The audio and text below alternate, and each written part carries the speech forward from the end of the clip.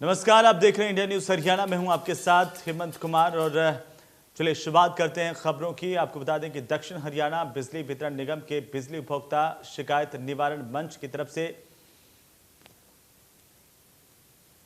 का कार्यालय अब गुरुग्राम शिफ्ट हो गया है और इस बात की जानकारी सामने आई है। एनसीआर क्षेत्र के बिजली उपभोक्ताओं की अधिक संख्या को ध्यान में रखते हुए यह निर्णय किया गया है। हरियाणा बिजली विनियामक आयोग के निर्देश हैं कि बिजली उपभोक्ताओं की शिकायतों का तुरंत निवारण किया जाए, समाधान किया जाए। दरअसल दक्षिणी हरियाणा बिजली वितरण निगम के सीजीआरएफ का ऑफिस पहले हिसार में था, लेकिन जब कुछ महीने पहले सीजीआरएफ के चेयरमैन संजीव चोपड़ा और सदस्यों की नियुक्ति की गई, उसी समय एचईआरसी की ओर से निर्देशित किया गया था कि सीजीआरएफ का कार्यालय अब गुरुग्राम में होगा। वैसे सीजीआरएफ की टीम गुरुग्राम में ही बैठ रही थी, लेकिन उनका रिकॉर्ड हिसार में था। सीजीआरएफ का पूरा रिकॉर्ड अब गुरुग्राम शिफ्ट कर दिया गया है।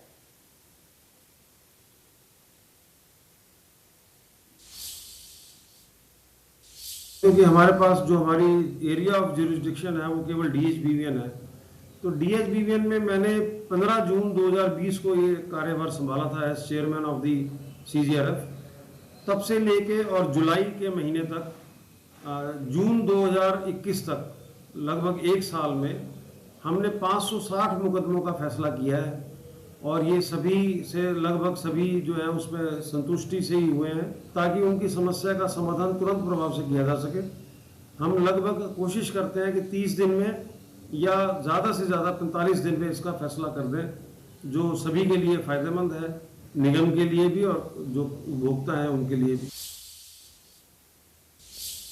तो वहीं गुरुग्राम के अशोक विहार फेज 3 में खंबे पर लटकी मिली बिजली के तारों से किसी हादसे को न्योता दे रहे हैं और यहां पर रह रहे लोगों को लगातार खुले पड़े तार डरा रहे हैं। इसकी शिकायत बिजली विभाग के तमाम अधिकारियों को भी की जा चुकी है, लेकिन इसके बावजूद भी समस्या का समाधान यहां पर होता हुआ नजर नहीं आ रहा।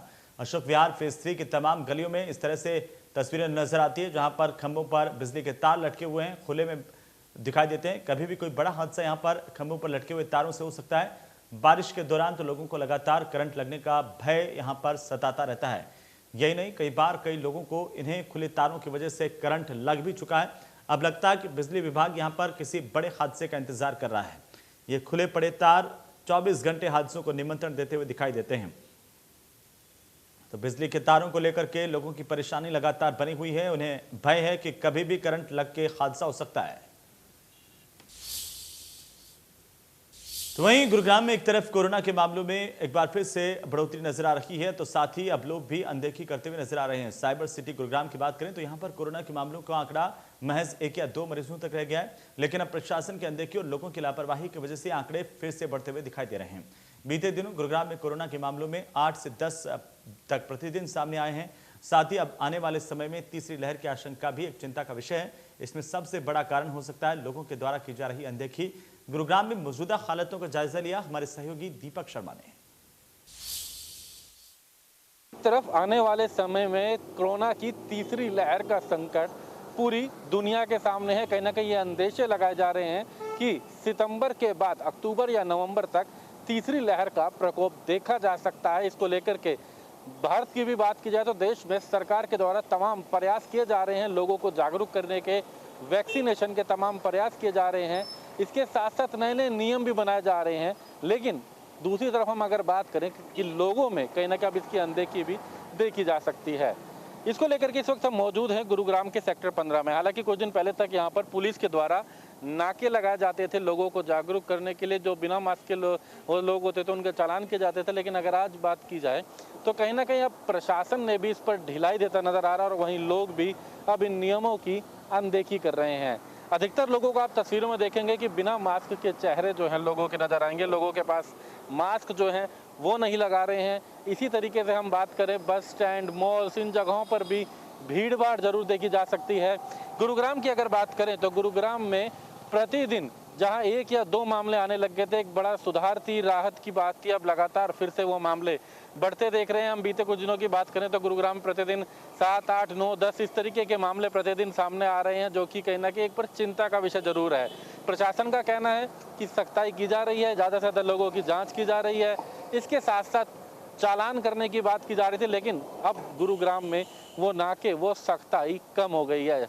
जहां नाके लगते थे वो नाके नहीं हैं, और जब नाके नहीं होंगे, जब चालान नहीं होंगे बिना मास्क के, तो लोगों की अनियमितताएं जो हैं वो अगर हम बात करें तो वो कहना कि बढ़ेंगी। बिना मास्क के लोग आपको नजर आएंगे। ये हालात पूरे गुरुग्राम के हैं। प्रशासन के द्वारा यूं तो नो मास्क नो सर्विस का ऐलान किया गया था कि जिस व्यक्ति के पास मास्क नहीं होगा उसे किसी भी सर्विस, चाहे वो हम बात करें बसों की बात करें, बाजार की बात करें, मॉल की बात करें, सरकारी केंद्रों की बात करें, बिना मास्क के लोगों की सर्विस नहीं होगी। लेकिन ये भी केवल कागजी कार्रवाई तक बात रह गई है, ये केवल प्रेस विज्ञप्ति तक रह गई है। कहीं ना कहीं प्रशासन की ये ढिलाई अब एक बड़ी चिंता का विषय है। और जब प्रशासन की ढिलाई, कोई सख्ताई नहीं होगी, ढिलाई होगी, तो ऐसे में कहना कि लोग भी अब अनदेखी करने लगे हैं। ऐसे में इंडिया न्यूज़ की भी लोगों से यह अपील है कि कोरोना अभी खत्म नहीं हुआ है, संभला जरूर है तीसरी वेव का, लेकिन खतरा सामने है। ऐसे में सबसे बड़ी ढाल इस तीसरी वेव को रोकने की है, इस कोरोना को रोकने की लोग तमाम नियमों की पालना करें, मास्क लगाएं, सोशल डिस्टेंसिंग का ध्यान रखें, वैक्सीन लगाएं, जो कहीं ना कहीं अब ढिलाई हालांकि तमाम लोगों में देखी जा सकती है। गुरुग्राम से कैमरामैन गीतम के साथ दीपक शर्मा, इंडिया न्यूज़। तो चलिए आगे बढ़ेंगे। ज्यादातर स्कूल खुल चुके हैं और ऐसे में जिन पेरेंट्स को चिंता सता रही है कि कहीं उनका बच्चा संक्रमण की चपेट में नहीं आ जाए, उनके लिए एक अच्छी खबर है कि स्कूल में बच्चे डॉक्टरों की निगरानी में रहेंगे। अगर किसी भी बच्चे की तबीयत खराब हुई तो उसका तुरंत कोरोना टेस्ट किया जाएगा।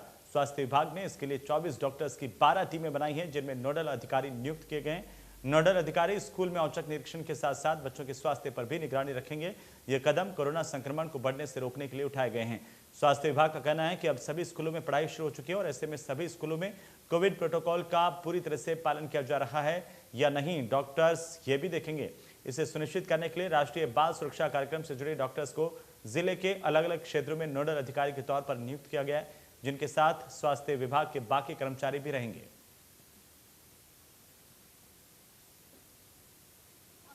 सरकार की तरफ से जो दिशा निर्देश आए थे कि सभी स्कूलों पर निगरानी रखी जाएगी, तो हमने एक पहल की है। गुड़गांव जिले में हमारी जो स्कूल के लिए टीमें होती हैं, जो RKSK या RBSK की टीमें बोलते हैं, हमारे पास जो 12 टीमें हैं, एक टीम में 2 डॉक्टर और 2 अन्य स्टाफ होते हैं। कुल मिलाकर हमारे पास इसमें 4 मेंबर होते हैं।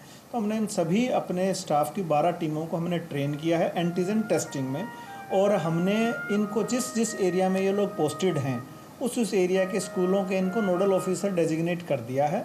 और ये उन्हें सभी प्राइवेट और सरकारी स्कूल में जाकर एक सर्वे करेंगे, या वहाँ कर जो अध्यापक हैं या प्रिंसिपल हैं उनसे ये पूछेंगे, और अगर कोई संभावित या सस्पेक्टेड केस है या कोई कॉन्टैक्ट है फैमिली हिस्ट्री का, तो उसका ये एंटीजन टेस्ट कर सकते हैं, और जरूरत पड़ेगी तो RT-PCR टेस्ट भेजा जा सकता है। लेकिन antigen test on the spot करके स्टूडेंट्स का या बच्चों का ये बता पाएंगे।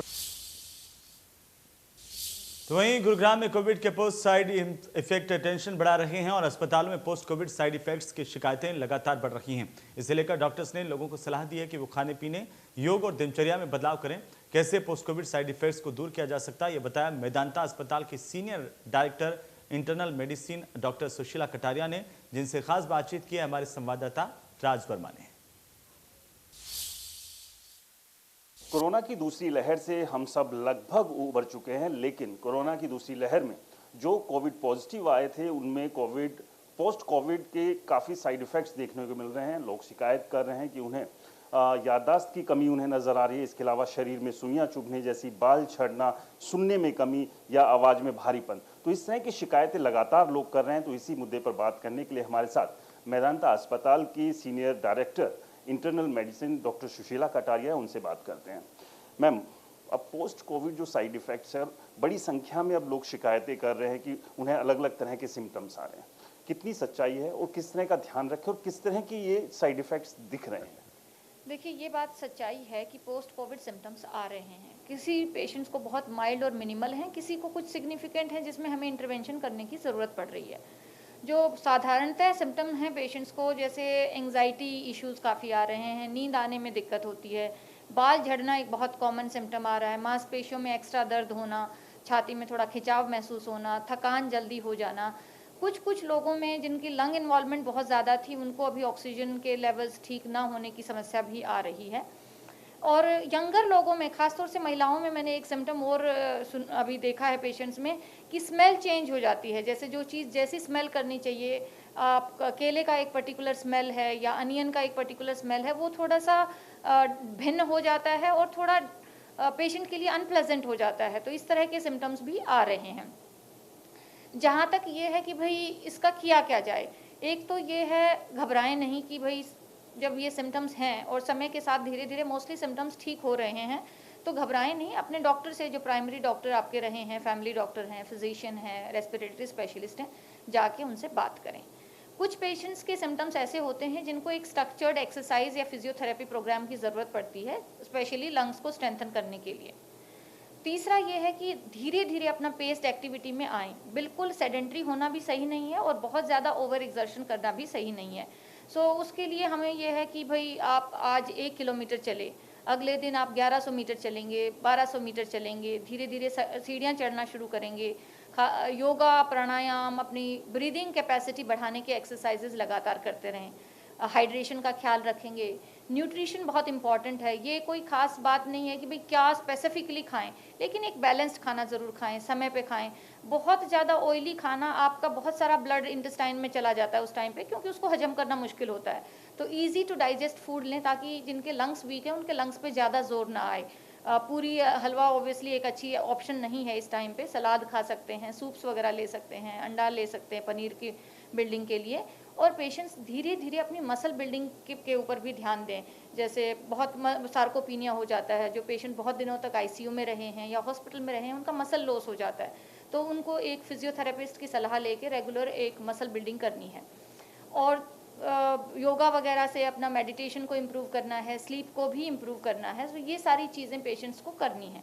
अच्छी बात यह है कि 3 महीने या 6 महीने या 8 महीने में लगकर पेशेंट लगभग 95% अपनी नॉर्मल दिनचर्या में वापस लौट रहे हैं। यानी कि ये माना जा सकता है कि जो पोस्ट कोविड साइड इफ़ेक्ट्स आ रहे हैं, एक समय के बाद धीरे धीरे वो कम भी हो जाएंगे, लेकिन एहतियात रखना होगा, ध्यान रखना होगा। और एक सबसे अहम, डॉक्टर गूगल का सहारा लें या अपने डॉक्टर के पास ही जाएं? डॉक्टर गूगल का बिल्कुल सहारा मत लीजिए, क्योंकि देखो नॉर्मल को समझने में ही पढ़ाई के दौरान आपको 6-7 साल लग जाते हैं। उसके ऊपर क्या नॉर्मलिटी है समझने में और ज़्यादा समय लगता है। और जितने भी पेशेंट्स अननेसेसरी गूगल सर्च करके आते हैं, वो बहुत घबराए हुए होते हैं, तरह तरह के डायग्नोसिस अपने मन में बना लेते हैं। फिर एक दिमाग में बंधन हो जाता है, फिर वो खुले दिमाग से अपने डॉक्टर की बात भी नहीं सुन पाते हैं। इसलिए जब भी संशय है अपने डॉक्टर से बात करें। अगर गूगल करना ही है तो कोई अच्छे गाने सुनिए, कोई फिल्म देखिए, कोई अच्छी कहानी पढ़िए। बीमारी के बारे में क्या पढ़ना, बीमारी का ज्ञान उसी पे छोड़ दीजिए जिसको इसकी समझ है। तो यानी कि जो कोविड पॉजिटिव लोग आए थे और उनमें अब कोविड पोस्ट कोविड जो सिम्टम्स आ रहे हैं, अच्छी बात यह है कि एक समय के बाद वो धीरे धीरे रिकवर भी होंगे, लेकिन उस रिकवरी वो तभी हो सकती है अपने डॉक्टर से सलाह लें, साथ में अपनी डाइट को प्लान करें। इसके अलावा योगा और जो दूसरी वर्कआउट है उन पर भी वो ध्यान दें, तो इन पोस्ट कोविड साइड इफ़ेक्ट से आप काफ़ी हद तक रिकवर हो सकते हैं। कैमरामैन गीतम के साथ राज वर्मा, इंडिया न्यूज़, गुरुग्राम। तो वहीं गुरुग्राम में लगातार बढ़ रहे प्रदूषण की फिलहाल बारिश की वजह से काफ़ी कमी देखने को मिली है। प्रदूषण की कमी के कारण पक्षियों को भी इससे काफ़ी राहत मिल रही है। वहीं पिछले कुछ समय से बारिश होने की वजह से प्रदूषण लेवल में कमी आई है और इसी के चलते जो पक्षी प्रदूषण की वजह से बीमार हो जाते थे और कुछ की मौत भी हो रही थी, लेकिन प्रदूषण लेवल कम होने की वजह से पक्षियों की बीमारी कम देखने को मिल रही है, जो एक राहत की बात है। अस्पताल के डॉक्टर्स की माने तो प्रदूषण के कारण सैकड़ों की संख्या में पक्षी अस्पताल में आते हैं, जिनमें अधिकांश पक्षियों की मौत भी हो जाती है। लेकिन अब इन बेजुबान जीवों को प्रदूषण लेवल कम होने की वजह से बड़ी राहत मिली है। कि इससे थोड़ा बहुत फर्क पड़ा है, मतलब ये नहीं कह सकते हम प्रॉपर फर्क पड़ा है। अभी क्या है कि लॉकडाउन पीरियड में काफ़ी फर्क पड़ा था। ब्रीडिंग सीजन था इनका, उसमें भी काफ़ी ब्रीडिंग हुई है। पहले क्या होता था, पॉल्यूशन बढ़ता था तो इनको स्किन इन्फेक्शन होता था, हाई फ्लू होता था, आँखों में एलर्जी हो जाती थी, इनको स्किन पे जो है एलर्जी होती थी इनकी। और देखा गया था कि जैसे जैसे इनके फैदर हैं वो निकलने लग जाते थे प्रदूषण की वजह से, स्किन पे फर्क पड़ता था। तो चलिए इसी के साथ ही मेट्रो न्यूज़ में फिलहाल इतना ही। नमस्कार।